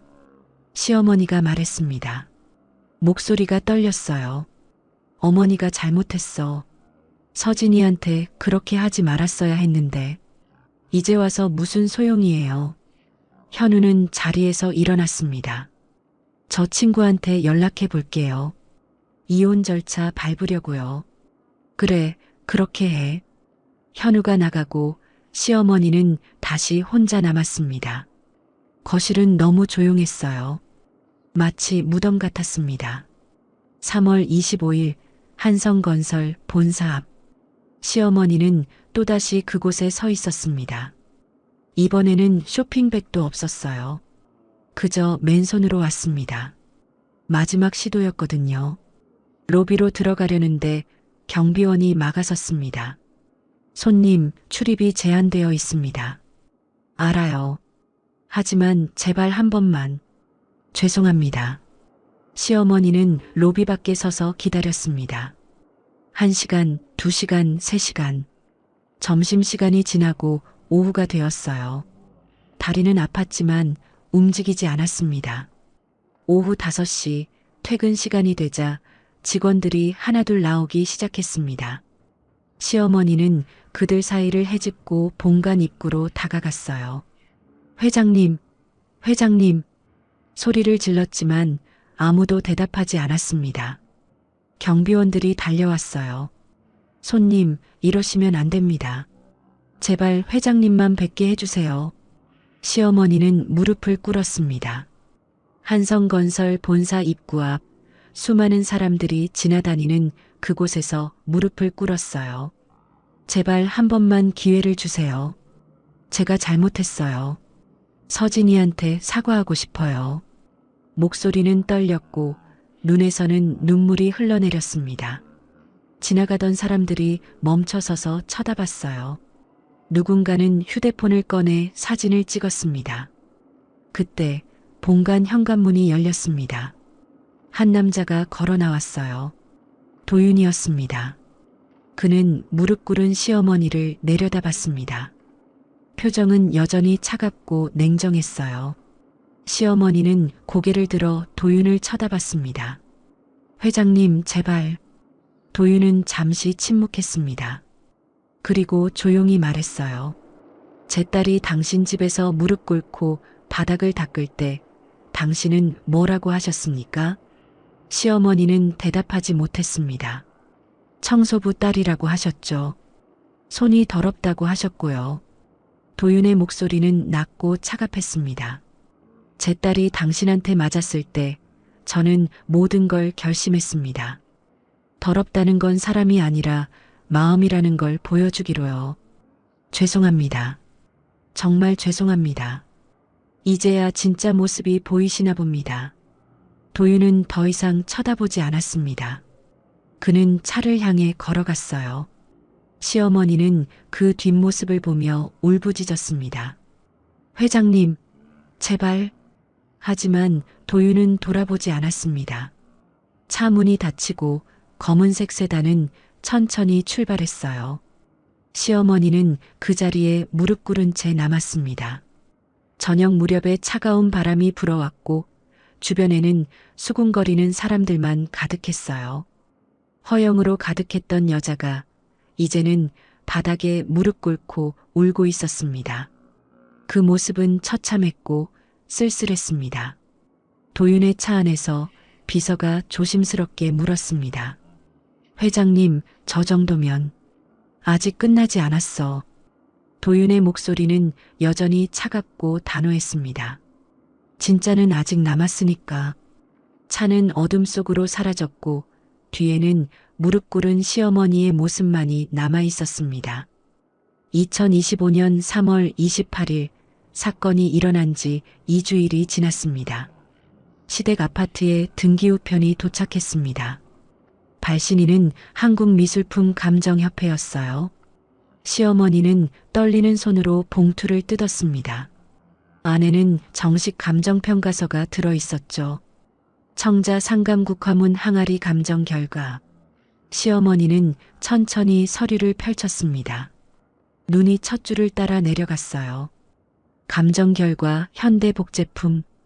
예상 제작 시기 2010년대 중반. 추정 가격 50만 원에서 80만 원 수준. 서류가 손에서 떨어졌습니다. 시어머니는 소파에 주저앉았어요. 입술이 바들바들 떨렸습니다. 가짜라고? 50만 원? 중얼거리며 그녀는 서류를 다시 집어들었습니다. 혹시 잘못 본 건 아닐까? 하지만 아무리 봐도 같은 내용이었어요. 해당 도자기는 조선시대 청자의 형태를 모방한 현대 복제품으로 유약의 성분 분석 결과 현대 화학 유약이 사용되었음이 확인되었습니다. 제작 기법 또한 조선시대 전통 방식이 아닌 현대식 전기가마 소성 방식으로 추정됩니다. 시어머니의 얼굴에서 핏기가 완전히 빠졌습니다. 10년 전 골동품 가게에서 4천만 원을 주고 샀던 그 도자기, 감정서까지 받았다고 믿었던 그 항아리가 가짜였던 거예요. 아니야, 이럴 리 없어. 그녀는 급하게 예전 서류들을 뒤지기 시작했습니다. 분명 감정서가 있었어요. 10년 전 받았던 그 서류. 서랍을 뒤지고 또 뒤졌습니다. 찾았습니다. 낡은 파일 속에서 감정서가 나왔어요. 하지만 자세히 보니 제대로 된 감정서가 아니었습니다. 골동품 가게에서 자체적으로 만든 간이 감정서였던 거죠. 공식 감정 기관에 도장도 없었고 감정사의 자격번호도 없었어요. 내가 속은 거구나. 시어머니는 바닥에 주저앉았습니다. 10년 동안 자랑했던 그 도자기, 친구들 앞에서, 손님들 앞에서 뽐냈던 그 진품이 50만 원짜리 가짜였던 겁니다. 더 끔찍한 건 그 가짜 도자기 때문에 며느리를 때렸다는 거였어요. 6천만 원이라고 믿었던 물건. 하지만 실제로는 50만 원. 그것도 이미 깨져서 가치도 없는 파편. 시어머니는 고개를 감쌌습니다. 몸이 부들부들 떨렸어요. 같은 날 오후 한성건설 본사. 도윤의 사무실로 비서가 들어왔습니다. 손에는 서류 한 장이 들려 있었어요. 회장님, 감정평가서가 도착했습니다. 내용이 어떻습니까? 예상하신 대로입니다. 현대 복제품, 추정 가격 50만 원에서 80만 원입니다. 도윤은 고개를 끄덕였습니다. 그가 항아리 파편을 보고 느꼈던 위화감이 맞았던 거예요. 건설 현장에서 수십 년간 유물 발굴 작업을 감독하며 쌓은 경험이 헛되지 않았습니다. 언론에 보도 자료 준비해 주세요. 네, 언론에요? 비서가 놀라며 물었습니다. 도윤은 창밖을 바라보며 말했어요. 이건 단순히 가짜 도자기 문제가 아닙니다. 허위로 만든 품격, 가짜 권위로 사람을 짓밟은 문제죠. 많은 사람들이 알아야 합니다. 알겠습니다, 회장님. 이틀 후 3월 30일 주요 경제지와 포털 사이트 메인에 기사가 올라왔습니다. 6천만 원 진품 청자라더니 50만 원 가짜, 며느리 폭행 사건의 전말. 기사는 상세했습니다. 물론 실명은 나오지 않았지만 내용은 충분히 구체적이었어요. 서울 소재 중견 건설사 협력업체 대표의 부인 어 씨는 며느리 B 씨가 청자 항아리를 실수로 파손하자 폭언과 폭행을 가했다. 어 씨는 해당 도자기가 6천만 원 상당의 조선시대 진품이라고 주장했으나 정식 감정 결과 50만 원대 현대 복제품으로 밝혀졌다. B 씨는 결혼 후 1년 동안 친정 어머니가 생전에 청소 일을 했다는 이유로 지속적인 모욕과 차별을 받아온 것으로 알려졌다. B 씨의 친정아버지는 청소 용역 사업으로 시작해 현재 중견 건설사를 운영하는 성공한 기업인이다. 해당 건설사는 협력업체와의 거래를 전면 중단했으며 협력업체는 경영난으로 법정 관리를 신청한 상태다. 기사 아래에는 댓글이 폭주했습니다. 청소일이 뭐가 잘못된 건지 모르겠네. 정직한 노동인데 가짜 도자기로 사람 때리다니 정말 추하다. 며느리한테 저러면서 본인들은 뭐 대단한 줄 아나. 요즘도 이런 시댁이 있구나. 충격. 결국 가짜가 뭐였는지 드러났네. 도자기도 가짜, 품격도 가짜. 기사는 순식간에 확산됐습니다. SNS에서도 커뮤니티에서도 화제가 됐어요. 시댁 아파트. 시아버지는 노트북으로 기사를 보고 있었습니다. 얼굴은 창백했고 손은 떨리고 있었어요. 우리 얘기잖아. 우리. 실명은 안 나왔어. 시어머니가 떨리는 목소리로 말했습니다. 하지만 아는 사람들은 다 알 거였어요. 업계에서는 이미 소문이 퍼졌을 테고요. 회사는 이미 망했고 이제 명예까지 바닥에 떨어졌어. 시아버지는 노트북을 덮었습니다. 도자기가 가짜였어. 가짜. 미안해. 내가 속은 거야. 4천만 원 주고 50만 원짜리 가짜를 샀다고. 그것도 10년 동안 진품인 줄 알고. 시아버지는 쓴웃음을 지었습니다. 웃긴 건 뭔지 아나? 우리가 서진이를 무시한 이유가 청소부 딸이라서였잖아. 근데 그 청소부가 한성건설 회장이었고 우리가 자랑하던 진품 도자기는 가짜였어. 결국 가짜는 우리였던 거지. 시어머니는 대답하지 못했습니다. 그저 고개를 숙인 채 울기만 했어요.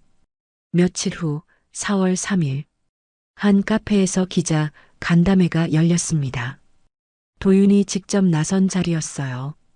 소규모 간담회였지만 주요 언론사 기자들이 모두 참석했습니다. 오늘 이 자리를 마련한 건 특별한 메시지를 전하고 싶어서입니다. 도윤은 차분한 목소리로 말을 시작했어요. 저는 30년 전 청소 용역 회사로 사업을 시작했습니다. 직접 걸레를 들고 빌딩 계단을 닦았죠. 부끄러운 일이 아닙니다.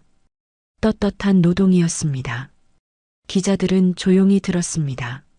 제 아내도 청소 일을 했습니다. 딸을 키우기 위해 새벽부터 밤까지 일했어요. 과로로 세상을 떠났지만 저는 아내가 자랑스럽습니다. 도윤의 목소리에는 떨림이 있었습니다. 그런데 제 딸이 결혼한 집에서 청소부 딸이라는 이유로 모욕을 당했습니다. 그리고 가짜 도자기를 깨뜨렸다는 이유로 폭행을 당했죠. 회장님, 그래서 협력업체와의 거래를 끊으신 겁니까? 한 기자가 물었습니다. 도윤은 고개를 끄덕였어요. 그렇습니다. 사람을 무시하고 직업을 무시하고 거짓된 권위로 다른 사람을 짓밟는 기업과는 거래할 수 없었습니다. 너무 가혹한 조치가 아니었습니까? 오히려 늦었다고 생각합니다. 제 딸이 1년 동안 그곳에서 고통받는 동안 저는 몰랐으니까요. 도윤은 준비해온 감정평가서를 기자들에게 공개했습니다. 이게 그 진품 도자기의 실체입니다. 50만 원짜리 현대복제품. 하지만 그들은 이게 6천만 원짜리 진품이라고 믿었고 그걸 깨뜨렸다는 이유로 제 딸을 때렸습니다. 기자들은 감정평가서를 카메라에 담았습니다. 가짜 도자기, 가짜 품격, 가짜 권위. 진짜로 남은 건 제 딸의 상처뿐입니다. 도윤의 말은 그날 밤 주요 뉴스에 보도됐습니다. 포털 사이트 실시간 검색어에는 한성건설 회장, 가짜 도자기, 청소부 딸 같은 단어들이 올랐어요. 여론은 들끓었습니다. 대부분이 도윤과 서진을 지지했고 시댁을 비난했어요. 진짜 품격은 물건이 아니라 사람의 태도에서 나온다. 청소일이 부끄러운 게 아니라 남을 무시하는 게 부끄러운 거다. 가짜를 진품이라고 믿으며 허세 부리던 사람들의 말로 시댁 아파트는 조용했습니다. 너무 조용했어요.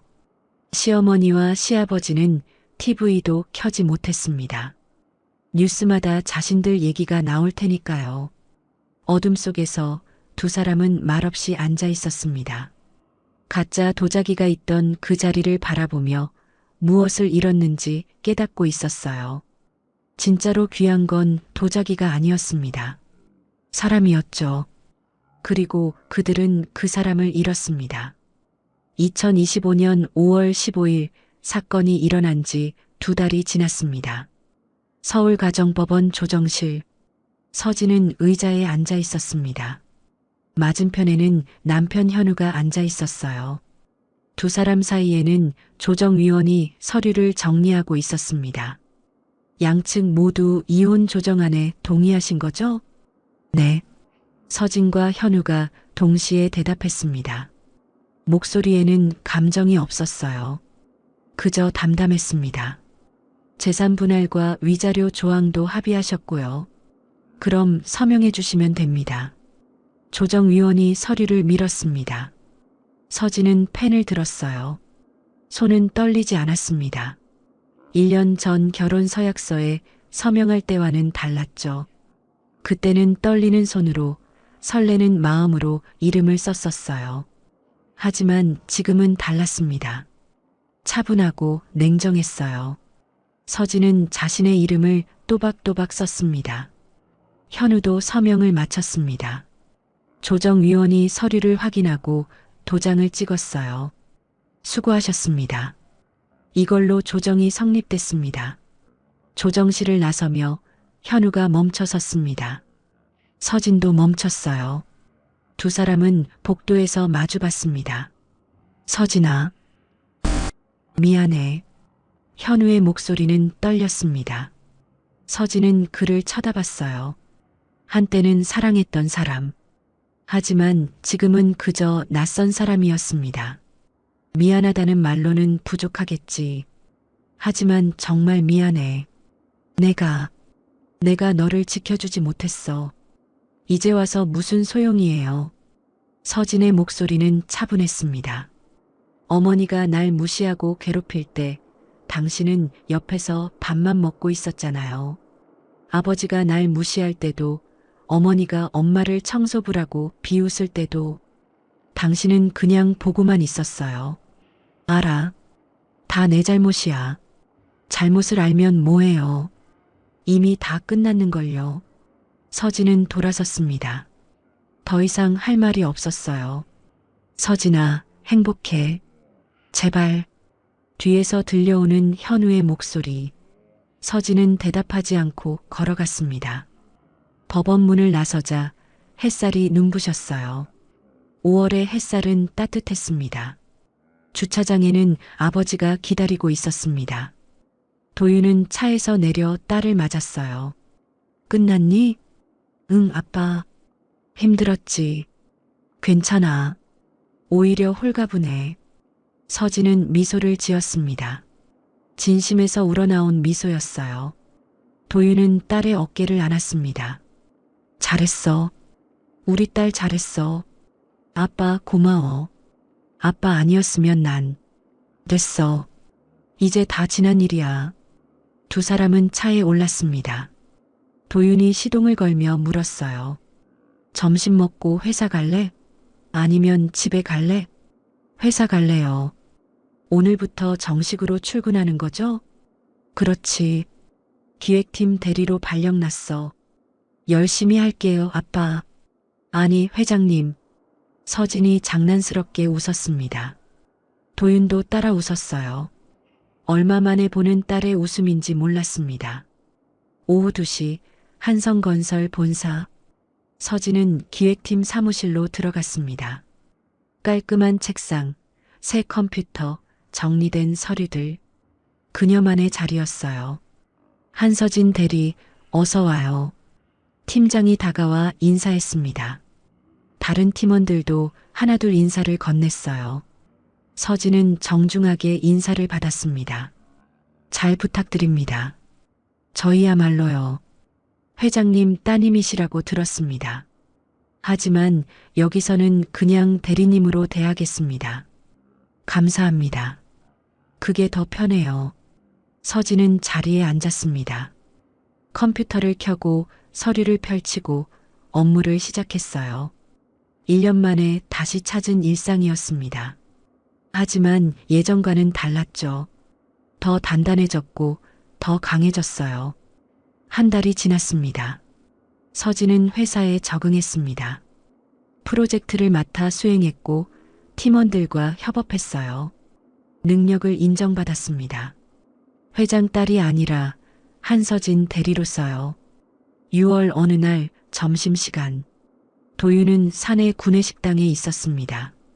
평소에는 임원 식당을 이용했지만 오늘은 일반 직원 식당에 왔어요. 서진도 함께였습니다. 회장님, 여기서 식사하시는 거예요? 서진이 놀라며 물었습니다. 도윤은 미소를 지으며 고개를 끄덕였어요. 가끔 이렇게 와. 직원들이랑 같이 먹는 게 좋더라고. 두 사람은 식판을 들고 줄을 섰습니다. 직원들이 놀란 표정으로 쳐다봤지만 도윤은 신경 쓰지 않았어요. 식사를 받아 자리에 앉았습니다. 바로 옆 테이블에는 청소 직원들이 앉아 있었습니다.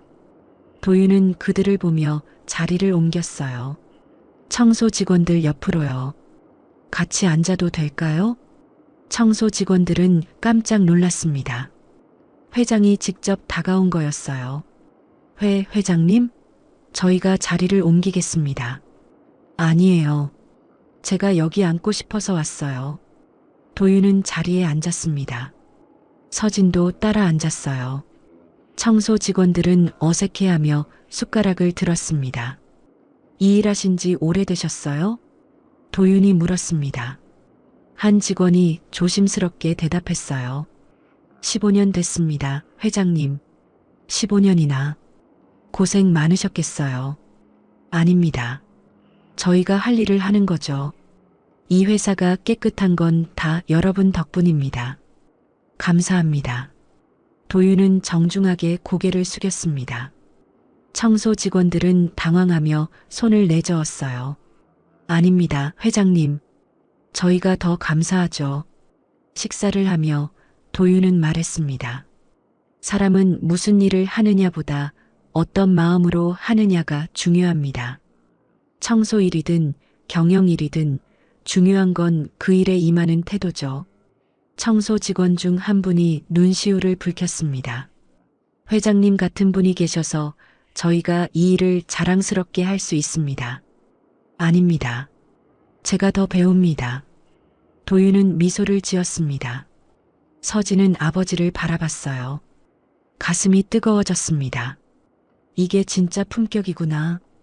이게 진짜 리더구나. 식사를 마치고 두 사람은 함께 걸었습니다. 아빠 멋있었어요. 뭐가? 아까 청소하시는 분들한테 인사하시는 거, 그리고 같이 식사하신 거, 당연한 거야. 그분들이 계셔서 우리가 깨끗한 환경에서 일할 수 있는 거잖아. 엄마도 그런 일을 하셨잖아요. 그렇지. 내 엄마는 자랑스러운 사람이었어. 도윤의 목소리에는 그리움이 묻어 있었습니다. 서진아, 세상에는 귀한 일과 천한 일이 따로 없어. 사람의 마음이 귀하고 천할 뿐이지. 알아요, 아빠. 진짜 품격은 명품 가방이나 도자기에서 나오는 게 아니야. 사람을 대하는 태도에서 나오는 거지. 서진은 고개를 끄덕였습니다. 시댁에서 배운 건 가짜 품격이었어요. 하지만 아버지에게서 배운 건 진짜 품격이었습니다. 저녁, 도윤과 서진은 한강변을 걸었습니다. 석양이 강물 위로 붉게 물들고 있었어요. 아빠, 시댁은 어떻게 됐어요? 대진정밀은 법정 관리 들어갔어. 회사는 청산될 거야. 그분들은요? 모르겠다. 아마 힘들겠지. 도윤은 잠시 침묵했습니다. 그리고 말을 이었어요. 난 복수하려고 한 게 아니야. 그냥 잘못된 걸 바로잡으려고 했을 뿐이지. 알아요. 사람은 자기가 한 일에 책임을 져야 해. 그게 어른이 되는 거야. 서진은 아버지의 손을 잡았습니다. 따뜻했어요. 아빠, 나 이제 괜찮아요. 정말로. 그래, 알아. 힘들었던 1년이었지만 배운 것도 많아요. 진짜 품격이 뭔지, 진짜 사랑이 뭔지. 앞으로 더 행복할 거야. 응, 행복할 거예요. 두 사람은 석양을 바라보며 걸었습니다. 강물은 붉게 물들어 흐르고 바람은 부드럽게 불었어요.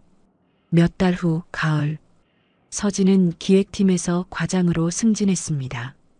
능력을 인정받은 거였어요. 회사에서 그녀는 더 이상 회장 딸이 아니었습니다. 유능한 직원 한서진이었죠. 어느 날 서진은 회사 로비에서 청소하시는 분을 만났습니다. 예전에 아버지와 함께 식사했던 그분이었어요. 안녕하세요. 서진이 먼저 인사했습니다. 청소 직원은 놀라며 고개를 숙였어요. 과장님, 안녕하세요. 오늘도 고생 많으세요. 아닙니다. 저희가 할 일을 하는 거죠. 서진은 미소를 지었습니다. 그리고 속으로 생각했어요. 엄마도 이렇게 일하셨겠지. 묵묵히 성실하게. 그날 저녁 서진은 아버지와 저녁을 먹었습니다. 아빠, 내가 깨달은 게 있어요. 뭔데? 진짜 귀한 건 흙이 아니라 마음으로 빚은 그릇이라는 거요. 도윤은 미소를 지었습니다. 딸이 이제 정말로 어른이 됐구나. 맞아. 사람의 진짜 가치는 겉모습이 아니라 내면에 있는 거지. 시댁에서는 도자기가 나보다 귀했어요. 하지만 이제 알아요. 사람이 제일 귀한 거라는 걸. 그래, 사람이 제일 귀해. 두 사람은 마주보며 웃었습니다. 따뜻한 웃음이었어요. 창밖으로는 가을 단풍이 붉게 물들어 있었습니다. 새 계절이 왔고 서진에게도 새 삶이 시작됐어요. 가짜 품격은 무너졌지만 진짜 품격은 남았습니다. 그리고 서진은 이제 그 진짜 품격을 가진 사람이 됐습니다.